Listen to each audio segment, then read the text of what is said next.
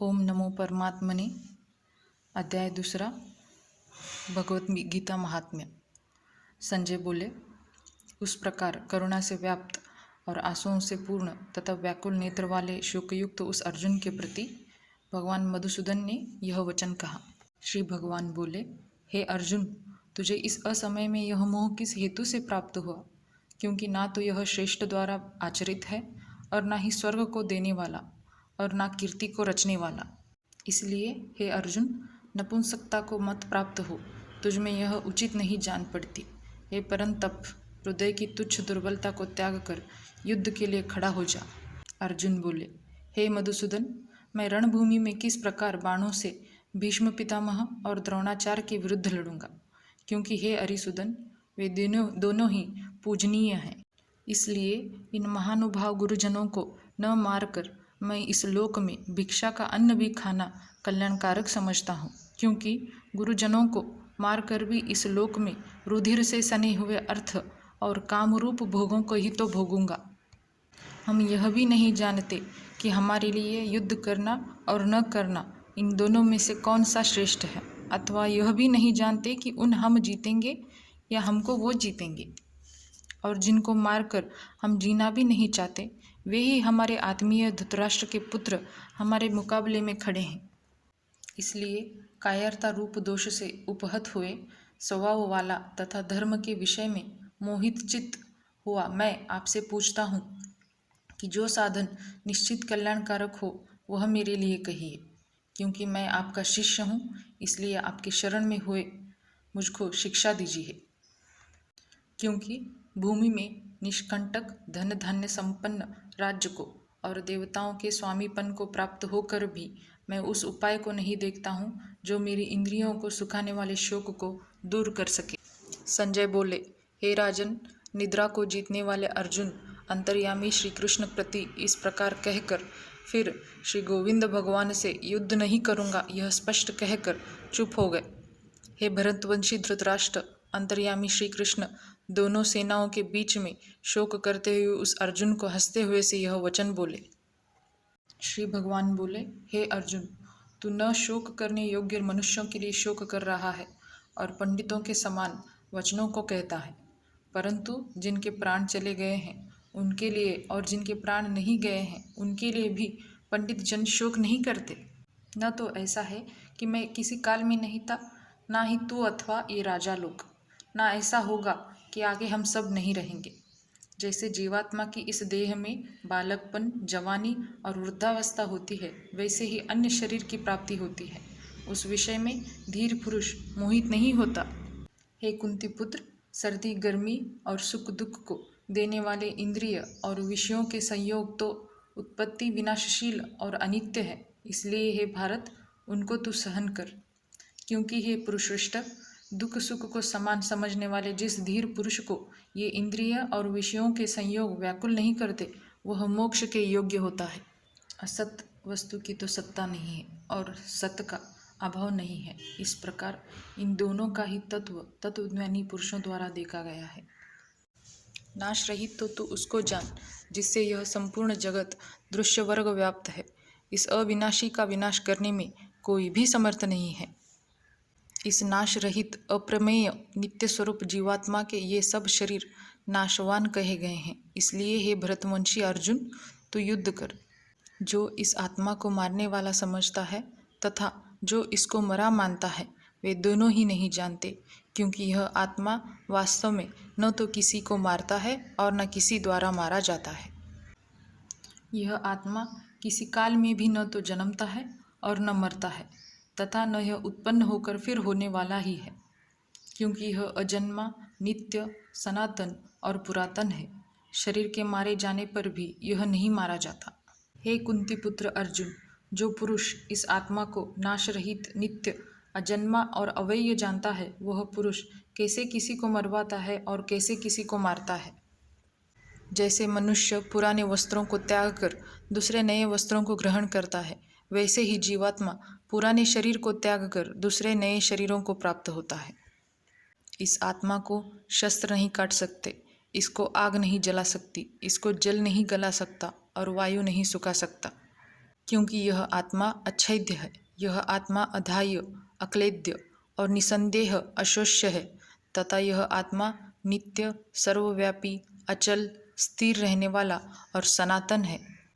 यह आत्मा अव्यक्त है, यह आत्मा अचिंत्य है और यह आत्मा विकार रहित कहा जाता है। इसलिए हे अर्जुन, इस आत्मा को उपर्युक्त प्रकार से जानकर तू शोक करने का योग्य नहीं है, अर्थात तुझे शोक करना उचित नहीं है। किंतु यदि तू इस आत्मा को सदा जन्मने वाला तथा सदा मरने वाला मानता हो तो भी यह महाभाव तू इस प्रकार शोक करने को योग्य नहीं है, क्योंकि इस मान्यता के अनुसार जन्मे हुए की मृत्यु निश्चित है और मरे हुए का जन्म निश्चित है। इससे भी इस बिना उपाय वाले विषय में तू शोक करने को योग्य नहीं है। हे अर्जुन, संपूर्ण प्राणी जन्म से पहले अप्रकट थे और मरने के बाद भी अप्रकट हो जाने वाले हैं, केवल बीच में ही प्रकट हैं। फिर ऐसी स्थिति में क्यों शोक करना है? कोई एक महापुरुष ही इस आत्मा को आश्चर्य की भांति देखता है और वैसे ही दूसरा कोई महापुरुष इसके तत्व का आश्चर्य की भांति वर्णन करता है तथा दूसरा कोई अधिकारी पुरुष ही इसे आश्चर्य की भांति सुनता है और कोई कोई तो सुनकर भी इसको नहीं जानता। हे अर्जुन, यह आत्मा सबके शरीर में सदा ही अवध्य है। इस कारण संपूर्ण प्राणियों के लिए तू शोक करने के योग्य नहीं है तथा अपने धर्म को देखकर भी तू भय करने योग्य नहीं है, अर्थात तुझे भय नहीं करना चाहिए, क्योंकि क्षत्रिय के लिए धर्मयुक्त युद्ध से बढ़कर दूसरा कोई कल्याणकारी कर्तव्य नहीं है। हे पार्थ, अपने आप प्राप्त हुए और खुले हुए स्वर्ग के द्वार रूप इस प्रकार के युद्ध को भाग्यवान क्षत्रिय लोग ही पाते हैं।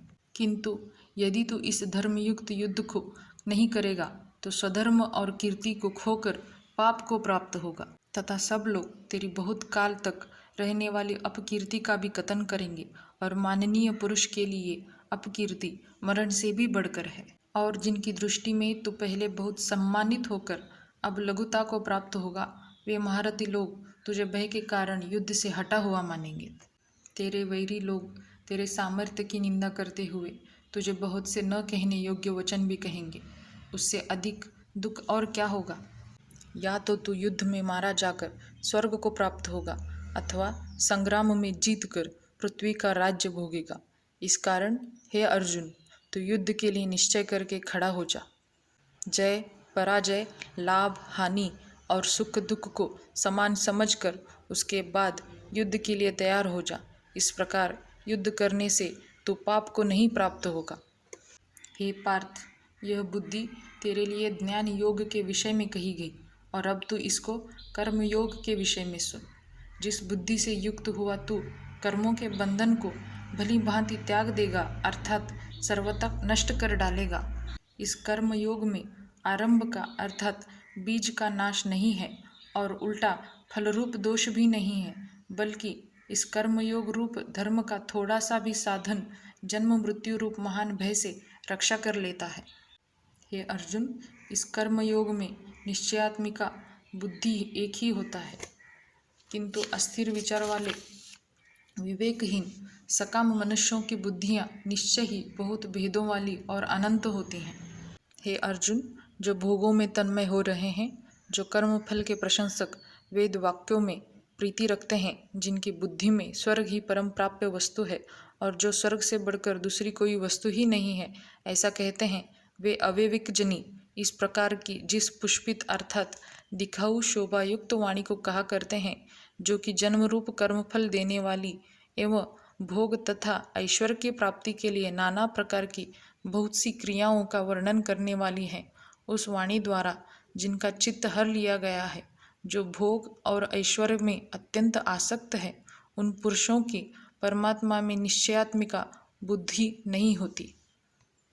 हे अर्जुन, वेद उपर्युक्त प्रकार से तीनों गुणों के कार्य रूप समस्त भोगों एवं उनके साधनों का प्रतिपादन करने वाले हैं। इसलिए तू उन भोगों एवं उनके साधनों में आसक्तिहीन, हर्ष शोकादि द्वंद्वों से रहित नित्य वस्तु परमात्मा में स्थित योग्य क्षेम को न चाहने वाला और स्वाधीन अंतकरण वाला है। सब ओर से परिपूर्ण जलाशय के प्राप्त हो जाने पर छोटे जलाशय में मनुष्य का जितना प्रयोजन रहता है, ब्रह्म को तत्व से जानने वाले ब्राह्मण का समस्त वेदों में उतना ही प्रयोजन रह जाता है। तेरा कर्म करने में ही अधिकार है, उसके फलों में कभी नहीं। इसलिए तू कर्मों के फल का हेतु मत हो तथा तेरी कर्म न करने में भी आसक्ति न हो। हे धनंजय, तू आसक्ति को त्याग कर तथा सिद्धि और असिद्धि में समान बुद्धि वाला होकर योग में स्थित हुआ कर्तव्य कर्मों को कर। समत्व ही योग कहलाता है। इस समत्व रूप बुद्धि योग से सकाम कर्म अत्यंत ही निम्र श्रेणी का है। इसलिए हे धनंजय, तू समबुद्धि में ही रक्षा का उपाय ढूंढ, अर्थात बुद्धि योग का ही आश्रय ग्रहण कर, क्योंकि फल के हेतु बनने वाला अत्यंत दीन है। समबुद्धि युक्त पुरुष पुण्य और पाप दोनों को इसी लोक में त्याग देता है, अर्थात उनसे मुक्त हो जाता है। इससे तू समत्व रूप योग में लग जा। यह समत्व रूप योग ही कर्मों में कुशलता है, अर्थात कर्म बंधन से छूटने का उपाय है। क्योंकि समबुद्धि से युक्त ज्ञानी जन कर्मों से उत्पन्न होने वाले फल को त्याग कर जन्म रूप बंधन से मुक्त हो निर्विकार परम पद को प्राप्त हो जाते हैं। जिस काल में तेरी बुद्धि मोह रूप दलदल को भली भांति पार कर जाएगी, उस समय तू सुने हुए और सुनने में आने वाले इस लोक और पलकों परलोक संबंधी सभी भोगों से वैराग्य को प्राप्त हो जाएगा। भांति भांति के वचनों को सुनने से विचलित हुई तेरी बुद्धि जब परमात्मा में अचल और स्थिर ठहर जाएगी, तब तू योग को प्राप्त हो जाएगा, अर्थात तेरा परमात्मा से नित्य संयोग हो जाएगा। अर्जुन बोले, हे केशव, समाधि में स्थित परमात्मा को प्राप्त हुए स्थिर बुद्धि पुरुष का क्या लक्षण है? वह स्थिर बुद्धि पुरुष कैसे बोलता है, कैसे बैठता है और कैसे चलता है? हे अर्जुन, श्री भगवान बोले, जिस काल में यह पुरुष मन में स्थित संपूर्ण कामनाओं को भली भांति त्याग देता है और आत्मा से आत्मा में ही संतुष्ट रहता है, उस काल में वह स्थित प्रज्ञ कहता है। दुखों की प्राप्ति होने पर जिसके मन में उद्वेग नहीं होता, सुखों की प्राप्ति में जो सर्वथा निस्पृह है तथा जिसके राग, भय और क्रोध नष्ट हो गए हैं, ऐसा मुनि स्थिर बुद्धि कहा जाता है। जो पुरुष सर्वत्र स्नेह रहित हुआ उस शुभ या अशुभ वस्तु को प्राप्त होकर न प्रसन्न होता है और न द्वेष करता है, उसकी बुद्धि स्थिर है। और कछुआ जब सब ओर से अपने अंगों को जैसे समेट लेता है, वैसे ही जब यह पुरुष इंद्रियों के विषयों से इंद्रियों को सब प्रकार से हटा लेता है, तब उसकी बुद्धि स्थिर है, ऐसा समझना चाहिए। इंद्रियों के द्वारा विषयों को ग्रहण न करने वाले पुरुष के भी केवल विषय तो निवृत्त हो जाते हैं, परंतु उनमें रहने वाली आसक्ति निवृत्त नहीं होती। स्थित प्रज्ञ पुरुष की तो आसक्ति भी परमात्मा का साक्षात्कार करके निवृत्त हो जाती है। हे अर्जुन, आसक्ति का नाश न होने के कारण ये प्रथमन स्वभाव वाली इंद्रियां यत्न करते हुए बुद्धिमान पुरुष के मन को भी बलात् हर लेती हैं। इसलिए साधक को चाहिए कि वह उन संपूर्ण इंद्रियों को वश में करके समहित चित्त हुआ मेरे परायण होकर ध्यान में बैठे, क्योंकि जिस पुरुष की इंद्रियां वश में होती हैं, उसकी बुद्धि स्थिर हो जाती है। विषयों का चिंतन करने वाले पुरुष की उन विषयों में आसक्ति हो जाती है। आसक्ति से उन विषयों की कामना उत्पन्न होती है और कामना में विघ्न पड़ने से क्रोध उत्पन्न होता है। क्रोध से अत्यंत मूढ़ भाव उत्पन्न हो जाता है। मूढ़ भाव से स्मृति में भ्रम हो जाता है। स्मृति में भ्रम हो जाने से बुद्धि अर्थात ज्ञान शक्ति का नाश हो जाता है और बुद्धि का नाश हो जाने से यह पुरुष अपनी स्थिति से गिर जाता है। परंतु अपने अधीन किए हुए अंतकरण वाला साधक अपने वश में की हुई राग द्वेष से रहित इंद्रियों द्वारा विषयों में विचरण करता हुआ अंतकरण की प्रसन्नता को प्राप्त होता है। अंतकरण की प्रसन्नता होने पर इसके संपूर्ण दुखों का अभाव हो जाता है और उस प्रसन्न चित्त वाले कर्मयोगी की बुद्धि शीघ्र ही सब ओर से हटकर एक परमात्मा में ही भली भांति स्थिर हो जाती है। न जीते हुए मन और इंद्रिय वाले पुरुष में निश्चयात्मिक बुद्धि नहीं होती और उस अयुक्त मनुष्य के अंतकरण में भावना भी नहीं होती तथा भावनाहीन मनुष्य को शांति नहीं मिलती। और शांति रहित मनुष्य को सुख कैसे मिल सकता है?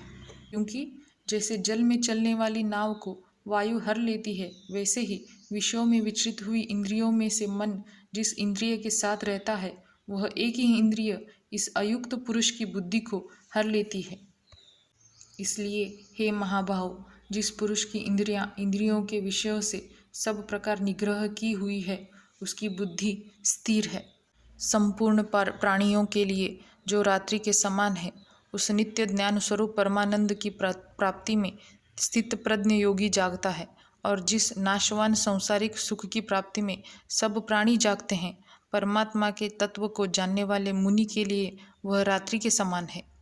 जैसे नाना नदियों के जल सब ओर से परिपूर्ण अचल प्रतिष्ठा वाले समुद्र में उसको विचलित न करते हुए ही समा जाते हैं, वैसे ही सब भोग जिस स्थित प्रज्ञ पुरुष में किसी प्रकार का विकार उत्पन्न किए बिना ही समा जाते हैं, वही पुरुष परम शांति को प्राप्त होता है, भोगों को चाहने वाला नहीं। जो पुरुष संपूर्ण कामनाओं को त्याग कर ममता रहित, अहंकार रहित और स्पृह रहित हुआ विचरता है, वही शांति को प्राप्त होता है, अर्थात वह शांति को प्राप्त है। हे अर्जुन, यह ब्रह्म को प्राप्त हुए पुरुष की स्थिति है। इसको प्राप्त होकर योगी कभी मोहित नहीं होता और अंतकाल में भी इस ब्राह्मी स्थिति में स्थित होकर ब्रह्मानंद को प्राप्त हो जाता है।